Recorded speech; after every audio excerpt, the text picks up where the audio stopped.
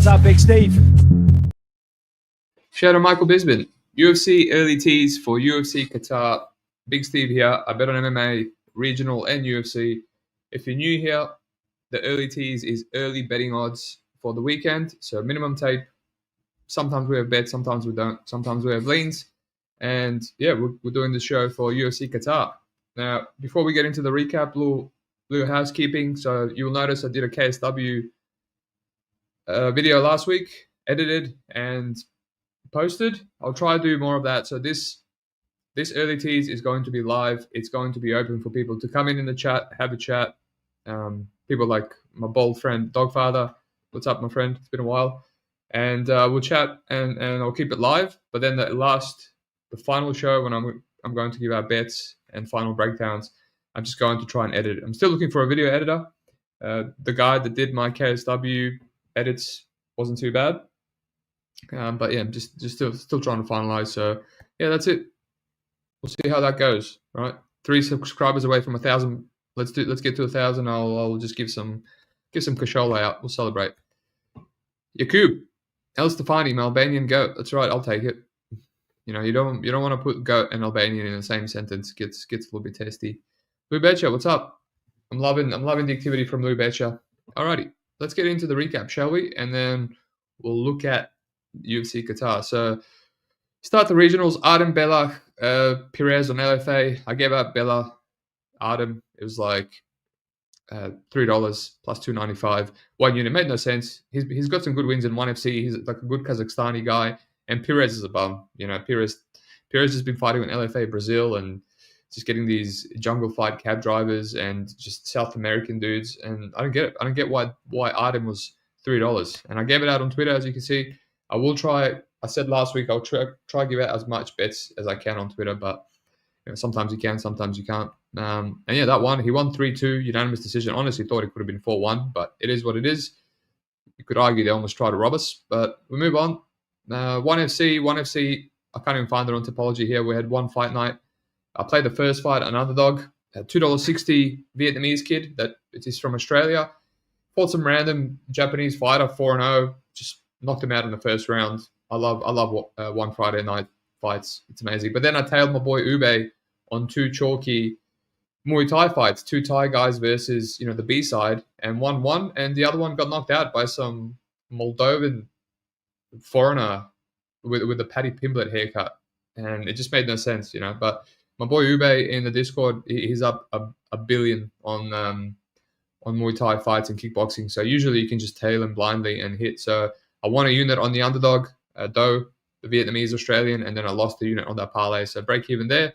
We'll get into KSW, one of my favorite promotions. I love this card top to bottom. Like, it was actually a high level, minimum squash matches, and a lot of underdogs won because of that, right?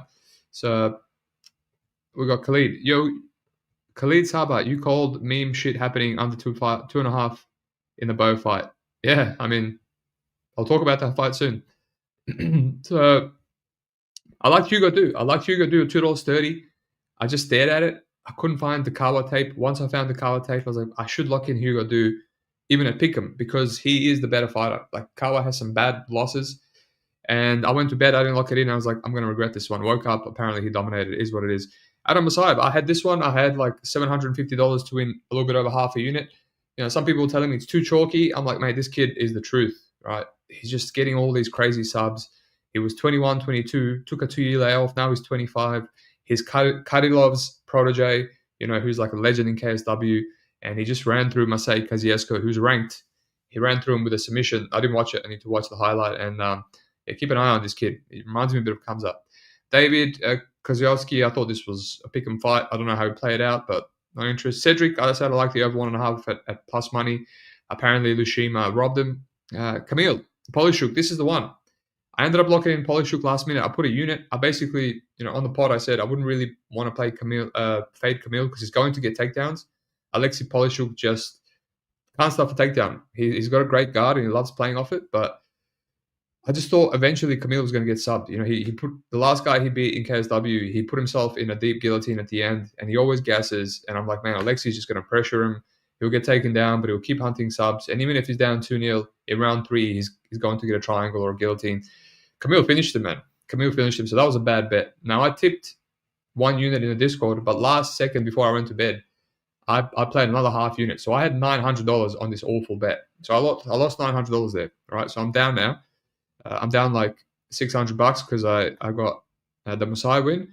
And Masia versus Varela, I said this was dog or pass, but I wasn't really interested. And Marcin held, same as Hugo do. Marcin held was the underdog, and I just kept staring at it all week. It was a hard click, and I'm like, man, what am I overthinking? Like, Marian Zielinski is completely washed, like completely washed. You look at his title reign in KSW, super overrated, and just has all these injuries, his knees. And I'm like, Marcin Held has all the submission upside early, and he has decision upside. You know, Marian has been grappled before, and Marcin won easily round 1, round 2 with grappling. And round 3, Marion was just staring at him. He needed a knockout. He's just staring at him. And then Marcin Held takes him down again. But they still gave it 29-28. So thank God that rounds 1 and 2 were clear, because they probably would have robbed Held if not. So you win a unit there, 450. Sorry, a unit to win 450. If I got the plus money early in the week without hesitating, would have been a bit better. So yeah, definitely regret passing on Hugo. Definitely regret going so big on Alexei, when there was dangers of him giving up top time. Thomas Romnowski, this Alan Van der Merk guy, it was pick him. I thought I liked him, but then he got steamed. And by the end of it, I'm like, man, might as well just play on Romnowski now. He won 30-27. Zero grappling from Alain, massive bum. This is the second time he opened up pick him in KSW, and people steamed him to -200, and then he lost clearly. So, and Patrick, I said I thought I'd like Adam, but upon tape, I'm like, Patrick's good. Patrick can strike. Patrick can grapple. He won every single round, and he finished him in round 5. So I regretted that one a little bit. A lot of underdogs, man. 1, 2, Held was an underdog. 3, Camille 4, David was an underdog. 5, and Hugo 6 underdogs on KSW. So yeah, unfortunately, slight loss because having so much money on Alexei Polishuk went 2-1. But it is what it is. Still love this promotion. Just if I played Hugo like I should have, we're up. So let's move on to the rest of the regionals, and then we'll do the UFC and we'll get out of here, right? So what else do we have? Actually, no, that's it for regionals. Right, so let's go into the UFC. So these are the plays. All right, FIFA Gaming. Were you scared after the first round of Prates versus Leon? A little bit, mate, but I bet Prates many times. If you remember, I bet Prates -200 versus Giles, and I knew that would happen. And I capped it as it's probably going to be similar to the Giles fight. Leon is athletic, Leon can grapple, but I just couldn't envision how Leon doesn't get sparked. So we'll talk about that. All right. So we made 1,600 on the UFC. Can't complain, honestly. So Kamila Boroshev, I said that fight was a shithouse. Susukai, right? You see here, first bet, Susukai won the 1.5 rounds. I felt good about it. I thought he was going to knock him out in round 1 or round 2. And he didn't. He was even saying in interviews he hated how he was against Nolan. And I thought, man, he's going to come out there. He's going to take it serious. But it seemed like he was talking so much in interviews that he was going to put on a good performance that he kind of shut himself. Like, he put too much pressure on himself. And instead, he had an even worse performance. But in the end of the day, when he relaxed, like, this guy needs to be confident and cocky. When he relaxed, he started finding his groove. He landed a beautiful 1-2 pull counter and still got a highlight reel over McConaughey. So, yeah, lost 660 there. Probably shouldn't have chased that chalky under, to be honest, but, I had to listen to my gut. Klein, I played round 3, $50. And the shit that Angela Hill ate in that one and still survived. No regret there, $50. Then I was chasing a little bit. Klein +1 takedown, 600 to win 252. She really should have smashed that. I didn't really see how Klein would lose. What else? Pat Sabatini, Chepe Mariscal. Man, I passed on this one because I'm like, I don't have a good read. It's going to play. I pick him again. And then I still live bet Chepe, after round 1. I thought he stole round 1 with a head kick. And I was like, it's probably going to play out like this 2-3. And, old mate now has a cut on his face. And, he's probably going to gas out. And I shouldn't have clicked it, but I clicked it. So it is what it is. That one bothered me. I was like, I felt like there's plenty of time to win my under 1.5 money back, but I rushed it. Carl Dawkins, this is where it got tilted. So Carl Dawkins, I'm not usually the type of guy that loses money by being greedy, playing specific props instead of just playing round 1. Like, when a lot of people got burnt by playing Pereira round 1 KO over Carl Dawkins, I played fight ends in round 1. That's what I mean. Even though I gave Dawkins almost no finishing upside, That's the kind of gambler I am. Extremely safe. I didn't want to be burned there. But here I played Dorcas round one KO because it was $5, and just Dorcas round one was a shit price, really shit price. So I was getting like $3 better. So I was like, I have to. It's a big difference. I'm not being greedy. It's just a massive difference in price. And as soon as you drop GM3, I'm like, easy money. And then, man, the guy didn't even want any ground and pound. He didn't want one hammer fist straight onto the thing. So I was like, wow, that would have put me in that would have put me close to break even. But now I'm $900 down. I'm like, all right, keep it cool, keep it cool. I got my boy Ethan Ewig coming up. Ethan Ewig, right? I said this kid's good. I played this kid when he was 0-1 in Cage Warriors. He ended up going 0-2, and now I'm playing him again at $4.70 against Malcolm Wellmaker. And I said, well, Wellmaker, a 31-year-old prospect. He's just a hooks and a check hook, guy with a lot of power. And, obviously great durability. I thought Ewing is the better striker, better MMA fighter, black belt, brown belt, nice boxing. And yeah, out of all the bets that I thought would get me back to break even almost, I didn't expect Ewing to do it. I thought it was a tough task, but he did it. 30-27. And I do regret not live betting round 3. It was pick'em. So as you can see here, Ewing, 162 in a unit. Then we had Erin, no scorecards. I thought she would win. I didn't really want to lay the chalky. Money line. I mean, Erin has a great talent of making any single fighter she fight look like Canelo. Cortez was just lighting her up, stuffing her takedowns, and I ended up going extra and putting some more Erin no scorecards, 750 to win another 300. So I won a unit there. When she got that sub round 2, I was very happy because I fully expected it to push. I fully expected it to go to decision. Erin edging out 2-3. So now we're in profit. Like $300 half a unit. And I'm like, you know what? I have a good read on RoboCop versus Kopylov. How does that fight not end, right? Kopylov can knock him out. He's way faster. RoboCop can just run through him on the ground, or he can land a 1-2 and break him. He's getting hurt by Chris Curtis. He's knocked out Chris Curtis, who's got a lot of power. So he knocked him out with a second to go. So I'm just playing doesn't go.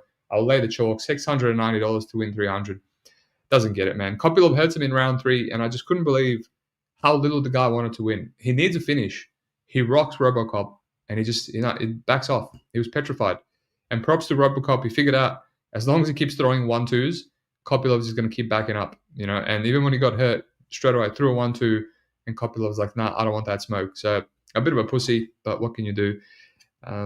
So I'm down again, and then we get to this, over 1.5 rounds on Bo Vieira, which I said was an error. They changed it to 2.5. It was plus money.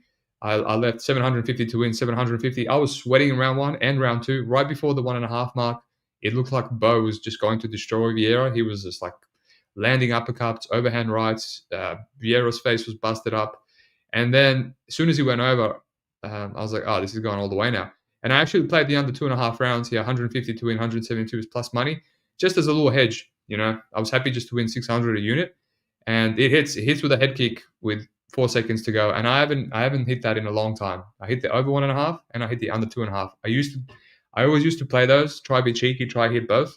I think one of the times I hit it was, what's his name, Chase Hooper. He went over 2.5 rounds, and then he got the ground and pound finish right before the end of the fight. So I love hitting those. So a bit lucky. So I knew it was my day. So now I'm in profit again, $500 and something.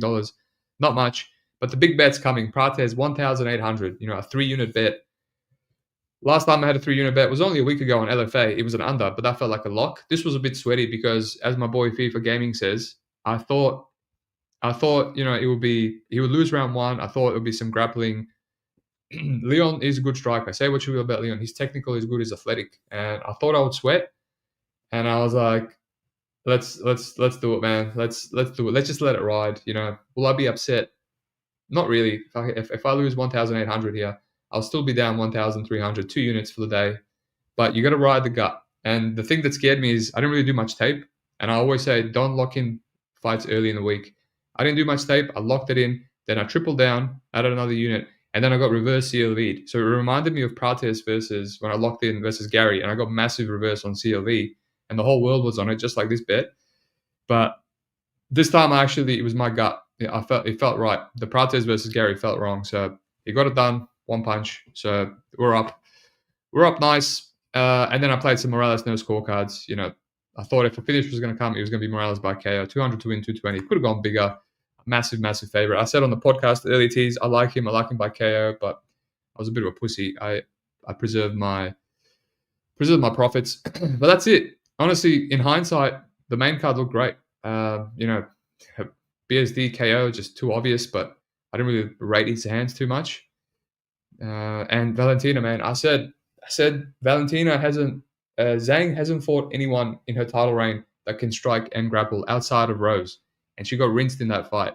Just a bunch of like bums in Lemos and Yan that can't grapple or can't strike like Suarez, and that's the little bit of chalk on Valentina. I just remember those Grasso fights because Grasso was also a shit fighter, no process, no takedown defense, and she just kept winning fights on moments. And I was like, Zhang can probably get moments. I probably shouldn't be laying this chalk, and I talked myself out of it. But it is what it is. And I didn't really want to get involved in Islam. Jack Della, obviously Islam much better than Bilal. That was a bit of a war. And yeah, props to Islam, man. I think he's an animal. He's at welterweight. This looks like his division. Didn't even slow down. Just easy takedowns, beautiful striking. Just let the guy up. Let the guy up. Alrighty. Do a little recap for the year. So we're on 14,500 end of last month. Just kept losing money on UFC. It was a shit month. So the newborn came. And then, decent on Octagon, decent on UFC. It should have been better. Obviously, I lost my Del Valle winnings. LFA, okay. 1FC, good. Last week, 1,000, good.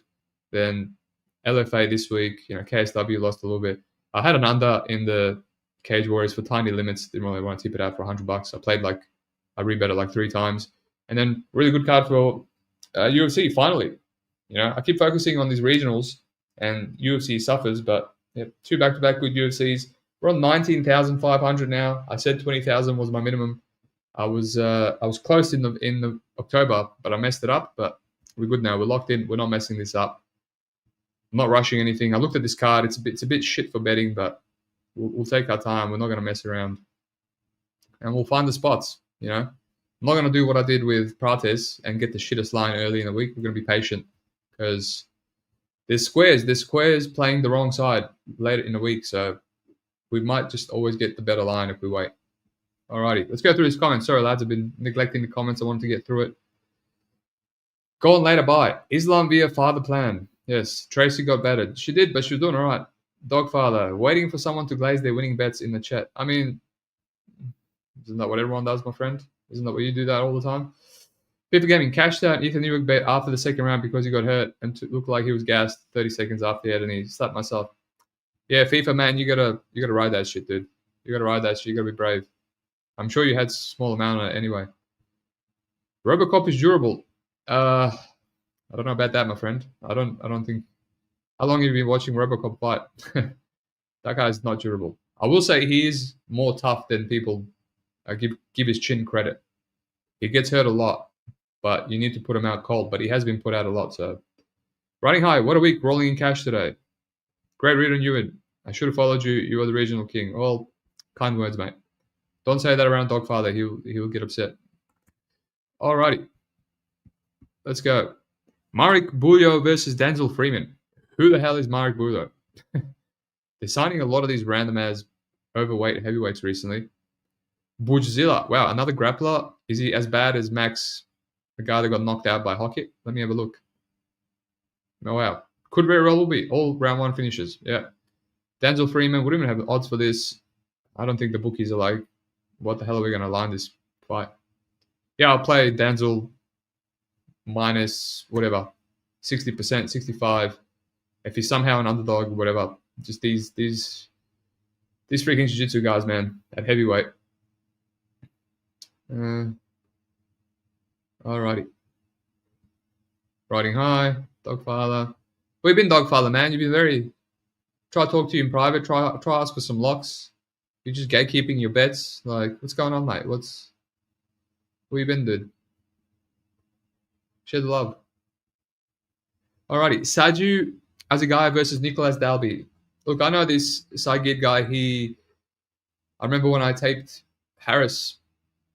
He got choked out. He's one of the Khabib guys, and then he signed for the UFC like 2 years ago, 2023, and his last fight was a knockout over Shinya Aoki. I haven't watched any fight other than when he got anacondaed by Walt Harris, but I mean, he seems good.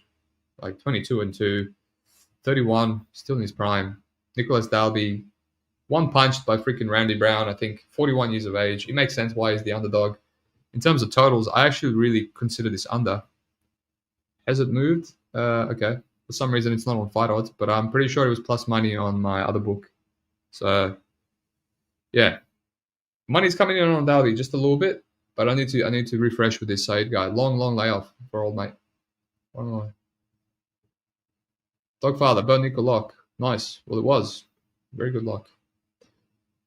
That was quite a favorable matchup for Bo Nickel, it should be said. Like a jiu-jitsu guy that couldn't take him down with absolutely harmless striking and no striking defense, but he's still green, Bo Nickel. Alrighty, Narula Alia versus Shemkwe Rock. Shamrock, Dogfather's favorite fighter. Right, I watched Shamrock in Octagon. He's a bit of a Paddy Pimblett, right? A Liverpool guy with a bunch of rear naked chokes. Wants to take down, wants to take you back. Fought a lot of bums in Octagon. They've been matching him very softly, and got ran through by Nathan Kelly, which is embarrassing. And he had a draw against Alpha Lima, and he had a split against Attila Korkmaz. So his decision equity is not the best. He's already 32 years of age, so it makes sense why Narula Aliyev is the favorite. Narula is only 24. Wow, this guy signed to the UFC almost 3 years ago, and now he's only 24. I can't believe this Joe Solecki fight was this year in January. I thought that this was like 2 years ago. But yeah, obviously Aliyev's going to go for a takedown. He puts his head in guillotine sometimes, and Shamrock's going to try to take his back or something. But yeah, let me look what the over is. Not really interested in Sham. I know some people are considering Sham as an underdog. Well, over 2.5 rounds, minus 200. That seems accurate and a bit ugly, to be honest. Let's move on.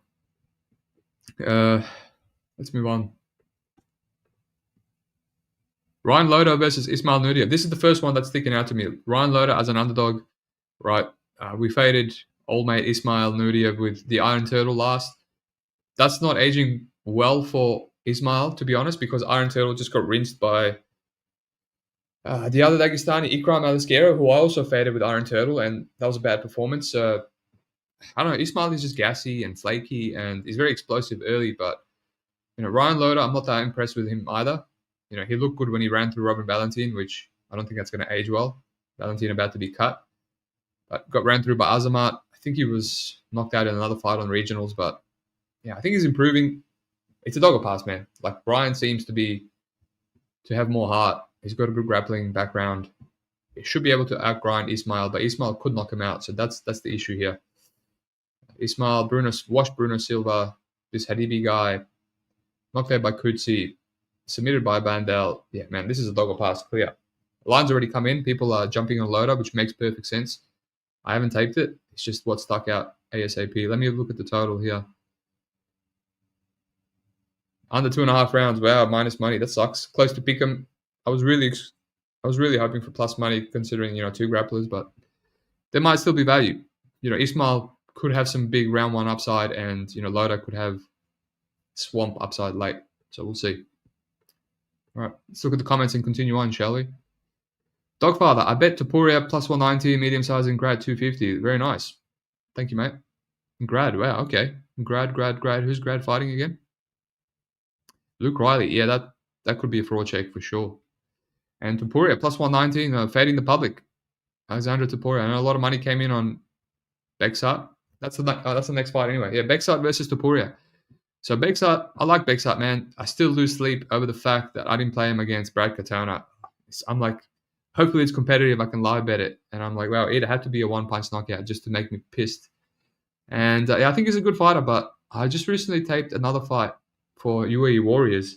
This guy, Maura Maturoni, he's a chinny Argentinian, and I played it under 1.5 rounds in ONE FC. He got ran through in one round with one punch, and Backside made a meal out of it. And I'm like, this guy's a bit inconsistent, like he's got power, he's very explosive, but obviously he dropped Umar, and it was a very good fight, and then he just obviously kills Brad Katona. He's very durable, so interesting fighter. And Alexander Topuria, I don't know what to make of this guy. He just all bums on his record, and then the best fighter he faces is Kobe Thickness, and he wins comprehensively, which, okay, it's not too bad. Kobe Thickness just won a UFC fight against the African Masala, so it's not the worst win.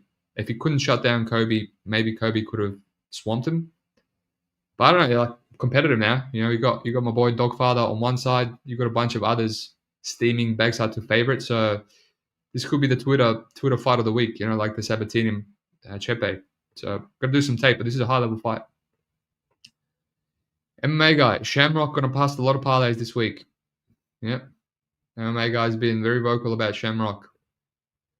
Sherlock says Narula is 26. Yeah, I mean 26, 24. I don't really care that much.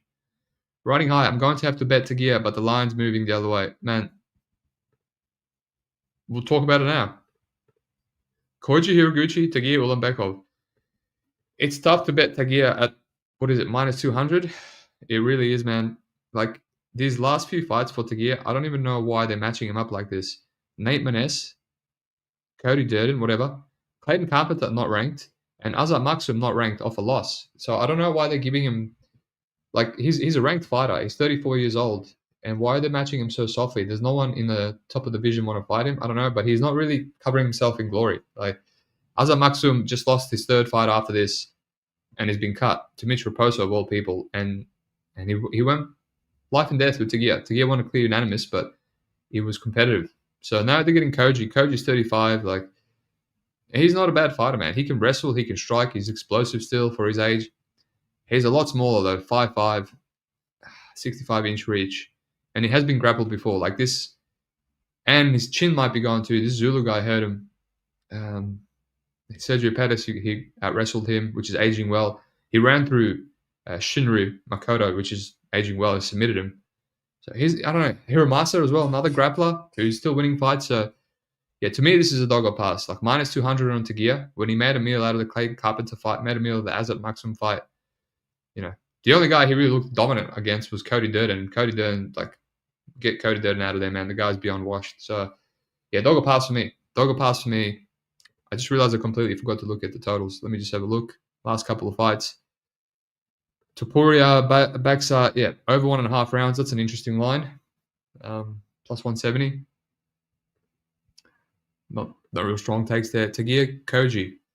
Over 2.5 rounds is $1.36. I mean, makes sense. Tagia fight. I guess no one. Tagia's tough as well, so I don't think anyone should be getting finished here. But yeah, from a money line, dog or pass, man. Easy dog or pass. We'll see. Riding high.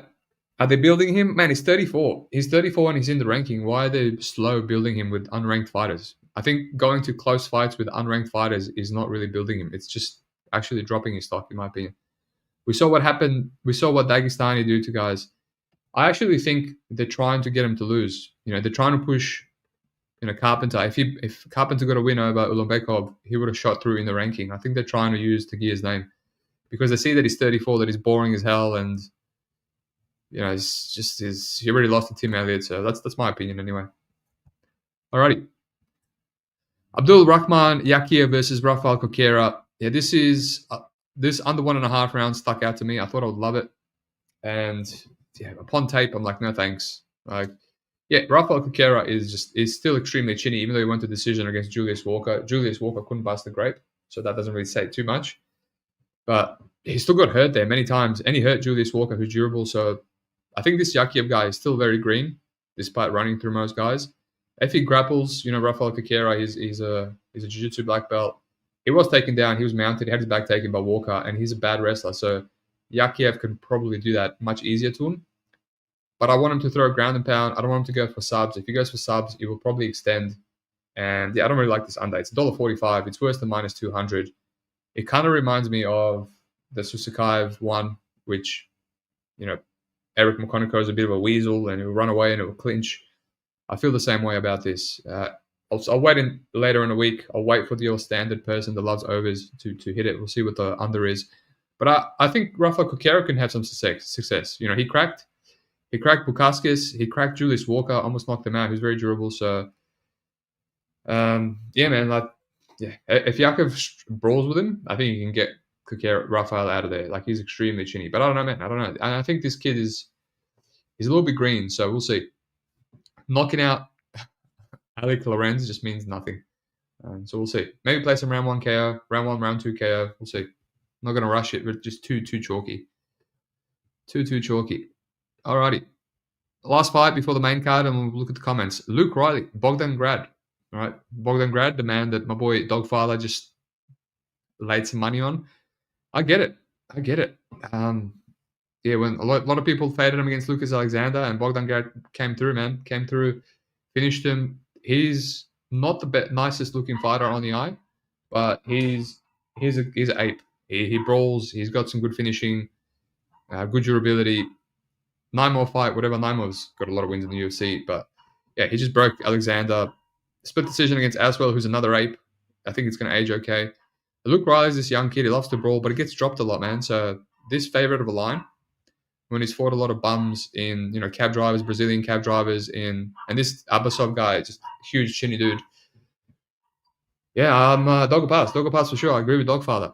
I'll need to do some tape. And I think the under 2.5 rounds, it's a 1.5 rounds. That's pretty average.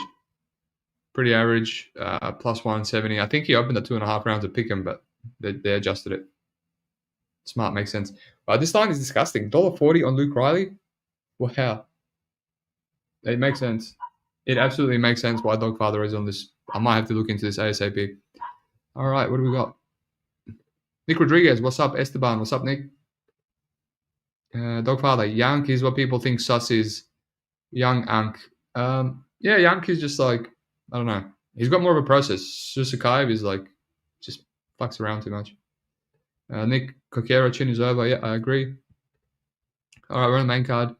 Alex Perez versus Asu Amabayev. This is an interesting fight. Asu minus 200 when he's fighting a guy that he's very good with his takedown defense and a very good grappler. He almost beat Mokaev, so clear Dogger pass. Alex Perez, but I'm not rushing to take this one, man, because, yeah, Alex Perez might just pull out. The guy's always pulling out, so, but it's a Dogger pass. Clear Dogger pass. Asu had close fights with Nicolau, and then everyone else is just shit. CJ, Jose Johnson, Jose Ochoa, that's a good win, but, Perez will actually stop takedowns, so clear Dogger pass. Jacob Manson dropping down to welterweight. I don't know if it's for the first time in his career. I'll have to look into it, but I don't really know what to make of this fight. Modelbake Oralby is minus 200. He's not really trustworthy of this price unless he's fighting, a white belt like Tafik Musayev. I don't know, man. I don't know what to make of this fight. Jacob Manson, 37 years of age, coming off a brutal kill shot to Gregor Rodriguez. Beat Joe Pyfer, though. We were all on that. The fraud check. He's a good grappler. Yes, MK, I know I skipped Spivak fight. I'll be there. Give me a sec. Yeah, I don't know what to make of this fight. I don't want to talk too much about it, but I'm not really rushing to play Oralby, minus 200 because it's a grapple-heavy fight, and Jacob Manson's done well against grapplers traditionally. All right, Sergey Spivak versus Shamil Gaziev. Give the next guy a title shot, I say. Give him John Jones. Now, this is a meme fight right here. I thought Gaziev will pass. He's got power. Spivak's chinny. This guy's getting knocked out by Jelton Lameda on the feet. Like, Cyril Gahn, of all people, has knocked him out in under 2 rounds. But it was a chalky line, and I thought maybe just play the under 1.5, but I'm not playing Gaziev with his cardio. And then a lot of money is coming on Spivak, so yeah, this is an interesting one. Gaziev's 35 years of age already. And I will say, Spivak's striking looked good against Waldo Acosta. Like, he buzzed him in round 1, and he buzzed him in round 3. I know people saying Waldo pretended like he was hurt, but he hit him, man. He hit him. So, yeah, I don't want to say dog or pass because this is just a meme fight. This is a meme fight. What do the comments say? What's weird, Jack wasn't a small middleweight. Yeah, Jack he's got a big frame, but he's kind of skinny. So, Nick Rodriguez, Oralby or pass. Shamil, the real meal. Yeah, the real deal. The Big Mac meal. Shamil Gaziev. Spivak, round 1 merchant. He better get it done early. Easy fight for Spivak if he fights smart. I think you mean Gaziev, round 1 merchant? Gaziev has great hardware. Yeah, he does. What about his cardio, though? It's, shithouse. But yeah, I don't want to talk about this fight anymore. Let's move on. Gaziev kind of looks like a Dagestani dogfather a little bit. Alrighty. Volkan Ozdemir versus Alonzo Manafield. Interesting fight. Volkan at $1.44. I don't know what to make of that. Yeah, this is another meme fight. Like, this is just some low level. I mean, they're both ranked, but Alonso coming off 2 wins. The Umar C as a huge underdog. What a bet! That hit like crack, that one. But yeah, it's a dog of pass, man. Volkan at $1.44. Yeah, that's disgusting. That's disgusting. And people seem to be parlaying Volkan still. The line's going down. The under 2.5 rounds is minus money, but both are durable. Alonso is durable. Volkan is durable. But that's, yeah, dog or pass, man. Dog or pass, but generally Volkan is the better fighter traditionally, so it kind of makes sense. All right, Bilal Muhammad versus Ian Gatti Machero. Good fight. I love welterweight right now. This is like gone are the days of washed Usman, Burns, Masvidal, Kobe, Leon Edwards, all in the ranking, and now we have Morales, Brady, whatever. Bilal, give him a chance. Ian Machado, Buckley, Shavkat, JDM, and now Makachev as a champion. Now, great promotion now. Great organization. But yeah, I guess this is. They'll give him some questions. If Ian Gary wins like very convincingly, the UFC might still not know who to give the title shot. But I think Morales should get it. Morales deserves it, man. 19-0, 3 knockouts back to back in round one, and just got Brady out of there. He deserves it. But if Machado beats Belal, I think Prates and Belal back to back. He's put himself there. Just because Shavkat is injured, otherwise it would be Shavkat next. But yeah, Ian Gary with those 2 wins, Prates with how Prates' win is aging, and Belal, I think he might get it next after Morales. But yeah, Machado is like worse than minus 200 favorite. It makes sense because he's fought a bunch of grapplers. They were pressuring him, and he'll stick and move. Calf kick, amazing footwork. We saw how much better his footwork is than someone like Leon Edwards. Very fast, a very good anti-grappler, has good jiu-jitsu himself. So, but I can't really do this price. I do think Belal is still one of the tougher matchups for him. Like Shavkat had him against the cage for a long time, and Shavkat has bad wrestling. And as soon as he took him down, he took his back. I think Belal can get on those hips better, and he'll throw. You saw he landed a lot on Jack Della Maddalena, and yeah, he's the better wrestler. He's got a lot of cardio, and he's got great IQ, and it's in Qatar. So I'm not fading Belal at this price, So, and he's got elite IQ. So dog or pass, man. Dog or pass. I would say you always got to play overs in the Ian Gary fight, but the over is disgusting. It's like $1.30. Like the bookies are finally on it. $1.40. So let's move on. Dog or pass. I'm a Saruki and Dan Hooker. I kind of feel like Dan Hooker can keep it competitive just because Armin has all the tools to be like a Makachev, like this Dagestani sniffer, like very physical, great cardio, great takedowns, but his fights, Gamrot, he loses that, should have never lost it. Jacqueline Silva getting hurt, but now Dariush, whatever. Charles Oliveira, I had so many, like 3-4 units against Oliveira, and he won like 13 minutes of that fight, and he still almost lost the split because just something about his fighting style that makes things competitive. Not much submission upside. Sometimes he drops people and knocks them out, but not much power.